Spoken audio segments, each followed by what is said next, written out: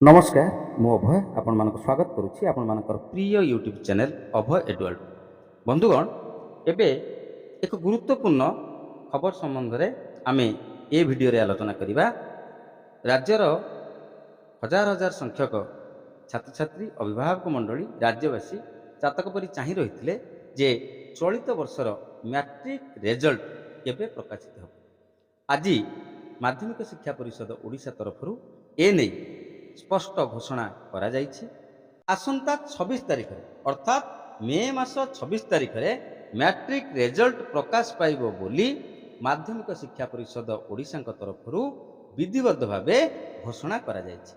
26 तारिख matric result प्रकाश पाइबो। Matric result सहित मध्यमा और एसओएस रिजल्ट मध्य प्रकाश पाइबो।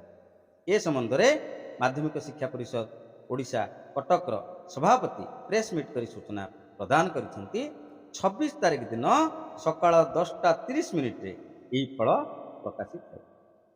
11:30 सुधा वेबसाइट रे ये मैट्रिक रिजल्ट मध्यमा रिजल्ट एवं एसओएस रिजल्ट उपलब्ध हेबो। जो मानक पाखरे इंटरनेट सुविधा नाही से माने एसएमएस माध्यम रे मध्य रिजल्ट पाई परिबे।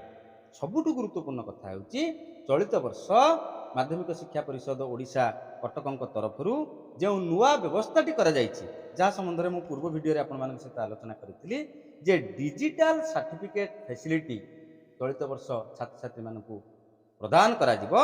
तेणु डिजिटल सर्टिफिकेट छात्र छात्री माने अपराह्न 4टा सुधा डाउनलोड करें। केमती डिजिटल सर्टिफिकेट डाउनलोड करेंगे तार पूर्व सूचना वीडियो सम्मुखें रखी। आज यही वीडियो रे मु तार डिटेल प्रोसीडियर संबंध में आलोचना करी। Board of secondary education Odisha Cuttack तरफरु आसंता 26 तारिख रे जो मैट्रिक रिजल्ट प्रकाशित हो ता नहीं एक स्वतंत्र मार्गदर्शिका प्रस्तुत करा जाइछि। से मार्गदर्शिका संबंध में आम समस्ते विस्तृत भाव में आलोचना करवा। केउं भली भाव में आपण माने रिजल्ट देखि परिबे, केउं भली भाव में आपण माने एसएमएस करि परिबे, केउं भली भाव में आपण माने सर्टिफिकेट डाउनलोड करि परिबे। ये कंप्लीट प्रोसेस मु आपण मानकु ई वीडियो रे आलोचना करी। समस्त अनुरोध करी वीडियोटी को आदौ स्किप न करी शेष पर्यंत निश्चित देखंतु एवं ए वीडियो को बहु मात्रा रे अन्य शिक्षक शिक्षयित्री छात्र छात्री एवं अभिभावक मंडली मान सहित शेयर करंतु जद्वारा सेमाने मध्य आसंता 26 तारिख रे मैट्रिक रिजल्ट प्रकाशित हेले किभଳି भाव से माने रिजल्ट देखि परिबे, किभଳି भाव सर्टिफिकेट डाउनलोड करि परिबे से संबंध रे विस्तृत सूचना पाई परिबे। जदि ए पर्यंत आपण माने आम चैनल को सब्सक्राइब करना दयाकोरी चैनल को सब्सक्राइब करूँ। पाखे ऑल नोटिफिकेशन बेल आइकन को प्रेस करूँ जद्वारा आगामी दिन में मुझे सब वीडियो अपलोड करी तार नोटिफिकेशन इमिडिएटली आपण मानकु मिल जाए। जमीक आपण माने स्क्रीन में देखिपे board of secondary education Odisha Cuttack तरफरु जो प्रेस रिलीज करा जाइछि 24 मे 2024 रे जो कह जाइछि जे 26 मे 2024 तारीख पूर्वाह्न 10:30 समय मैट्रिक मध्यमा एवं एसओएससी ये 3टी जाकर परीक्षा फल प्रकाशित हेबो। केउ वेबसाइट रे परीक्षा उपलब्ध हेबो पूर्वाह्न 11:30 ठारू www.bscodisha.ac.in एही वेबसाइट रे परीक्षा फल उपलब्ध हेबो। जो स्थान मानकर इंटरनेट सुविधा नहीं से क्षेत्र में छात्र छात्री माने अभिभावक माने शिक्षक शिक्षयित्री माने एसएमएस जरिया रे मध्य पिला मानकर रिजल्ट जानि परिबे।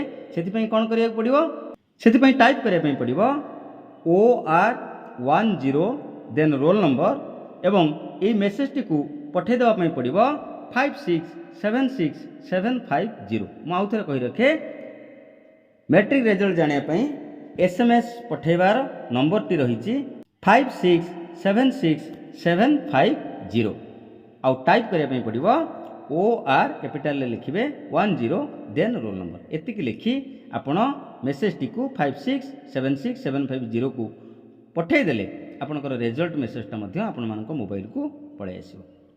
केवल एतिकी नुहे विद्यालयर प्रधान शिक्षक माने मध्य तांको विद्यालयर समस्त छात्र छात्री मानकर टैबुलेशन रजिस्टर बा जोटा को हम कहउछन टीआर से माने 12:30 ठारू डाउनलोड करिबा आरंभ करि परिबे।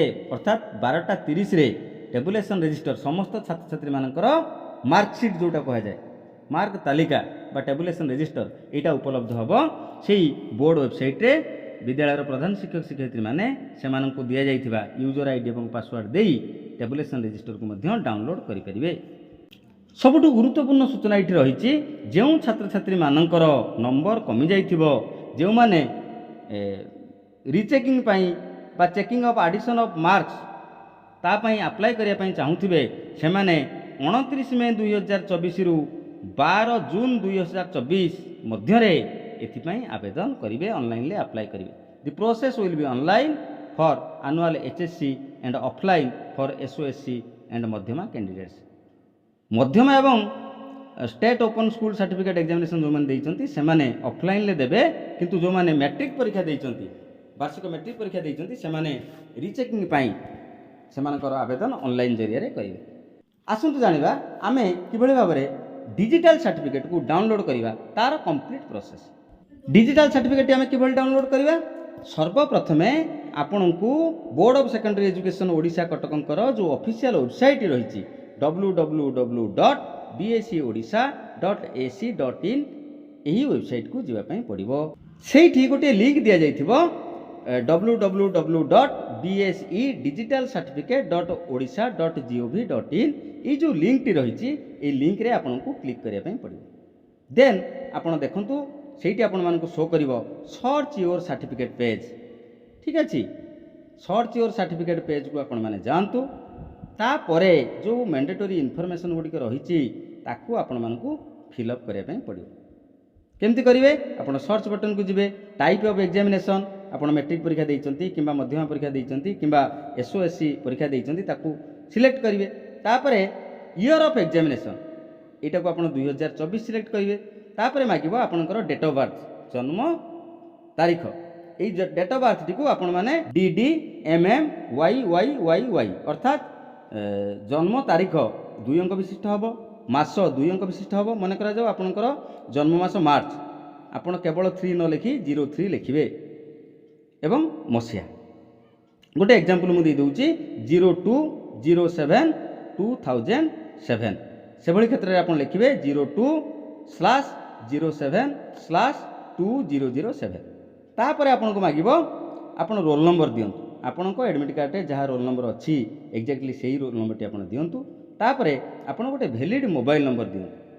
ମୋବାଇଲ୍ ନମ୍ବରଟି ଦେଲା ପରେ ସେଣ୍ଡ OTPକୁ କ୍ଲିକ୍ କରନ୍ତୁ। ସେଣ୍ଡ OTP କ୍ଲିକ୍ କଲା ପରେ ଆପଣଙ୍କର ମୋବାଇଲ୍ ନମ୍ବରକୁ ଗୋଟିଏ OTP ଆସିଯିବ। ଏବେ ଆପଣ ସେଇ OTPଟା ଦେଇଦିଅନ୍ତୁ ସେଇ ସ୍ଥାନରେ। ଏବେ ଆପଣ ଆପଣଙ୍କର ପର୍ସନାଲ୍ ଇନଫର୍ମେସନ୍ ପେଜ୍ଟିକୁ ଦେଖିପାରିବେ। ଠିକ୍ ଅଛି, ସେଇଠି ଗୋଟିଏ ଅପସନ୍ ଥିବ ଡାଉନଲୋଡ୍ ୟୁର ସାର୍ଟିଫିକେଟ୍ ଅପସନ୍।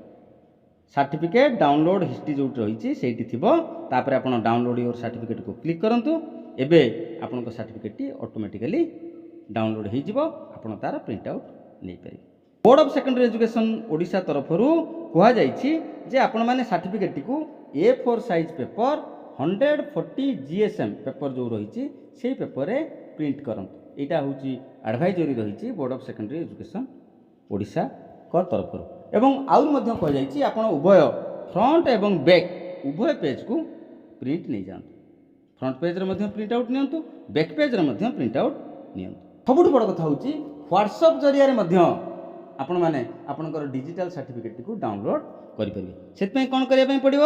7710058192 এই ନମ୍ବରଟିକୁ ଆପଣମାନେ ମୋବାଇଲ ଫୋନ୍ରେ ସେଭ୍ କରି ନିଅନ୍ତୁ। ତାପରେ ହ୍ୱାଟ୍ସଆପ୍କୁ ଯାଆନ୍ତୁ, ହ୍ୱାଟ୍ସଆପ୍ରେ এই ନମ୍ବରଟିକୁ ସର୍ଚ୍ଚ କରନ୍ତୁ, ସେଇଠୁ ଟାଇପ୍ କରନ୍ତୁ ହାଏ କିମ୍ବା BSc। ଠିକ୍ ଅଛି, ଏବେ ଆପଣଙ୍କୁ ପଳାଇ ଆସିବ ଅପସନ୍ ଆପଣ ମ୍ୟାଟ୍ରିକ୍ ପରୀକ୍ଷା ଦେଇଛନ୍ତି ନା ମଧ୍ୟମା ପରୀକ୍ଷା ଦେଇଛନ୍ତି ନା SOSC ପରୀକ୍ଷା ଦେଇଛନ୍ତି, ଆପଣମାନେ ଚୁଜ୍ କରନ୍ତୁ ଯେଉଁଟା ଦେଇଛନ୍ତି।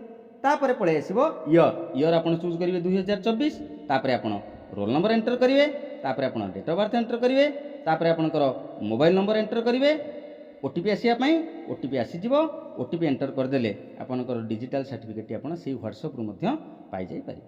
ସବୁଠୁ ଗୁରୁତ୍ୱପୂର୍ଣ୍ଣ କଥା ହେଉଛି ମ୍ୟାଟ୍ରିକ୍ ଫଳ ପ୍ରକାଶନ ହେବାର 7 ଦିନ ମଧ୍ୟରେ ଆପଣମାନେ କ'ଣ କରିବେ? এই ডিজিটাল সার্টিফিকেটটিକୁ ଡାଉନଲୋଡ୍ କରିପାରିବେ।